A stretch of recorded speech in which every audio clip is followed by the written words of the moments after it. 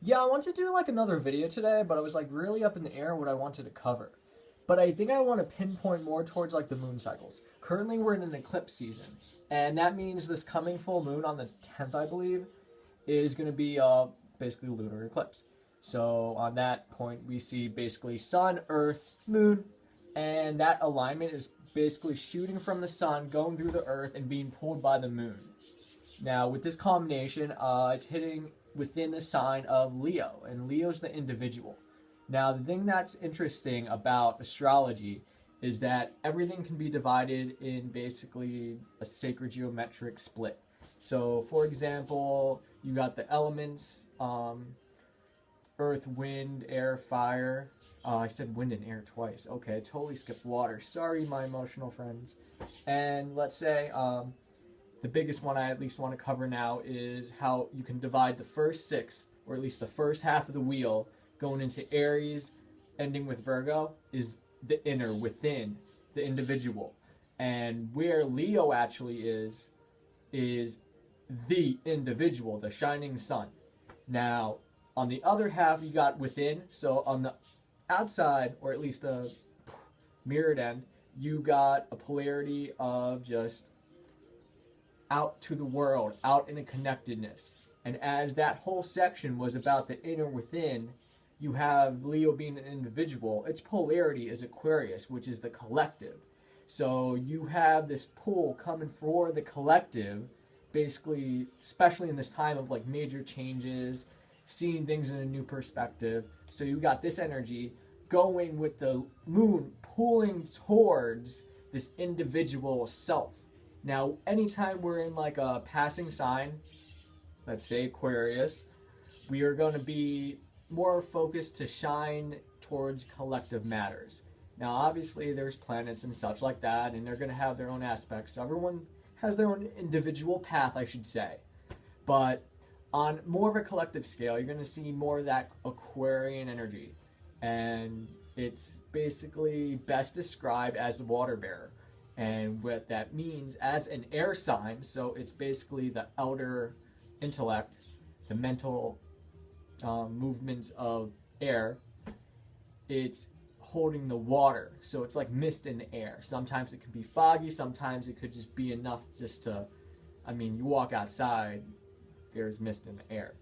Whether you see it or not, water vapors gets carried. It's just what atmosphere does. So with that, that's technically how you would see that. On that whole scale, water holds information. I mean, there's that whole study where like you can use emotions basically to shape water and freeze it, and you can hold that exact wave frequency that was passing through it or being stored, just like a crystal. But water's fluid. So we got the water holding information, connecting all around, and that's the collective portion. So as you have an individual sense, all of us who share that same wavelength, we share that frequency. So if something massive is going on globally, I mean, you're going to see it expressed at least somewhere in populace, be it around the world or in a certain area, having that come out in some form. And then there's some ways of people dealing with it just through the, I guess I would say the lower vibration, but I think the vibration is more towards their perception.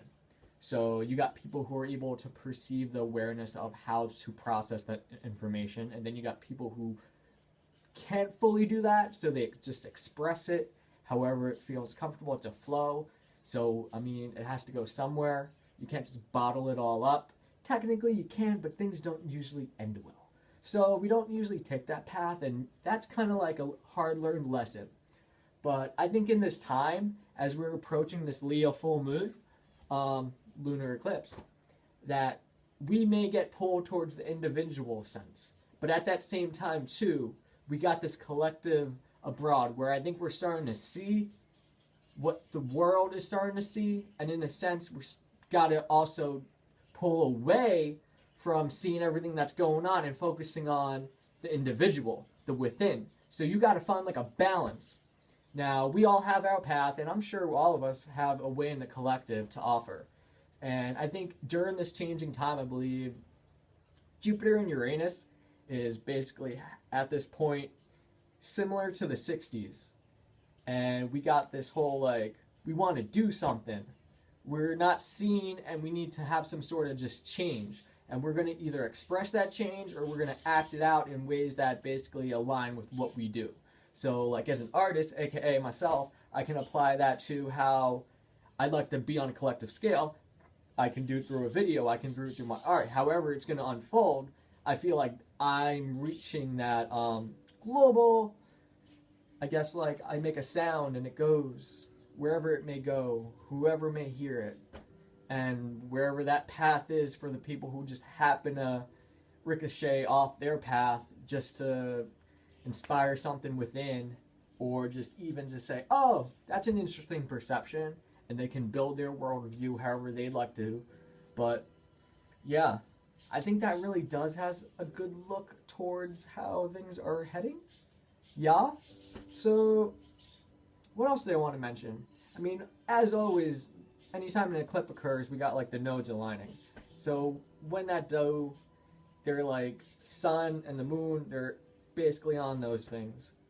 And we got the lunar eclipse followed by the solar eclipse, and that's at the end of the month.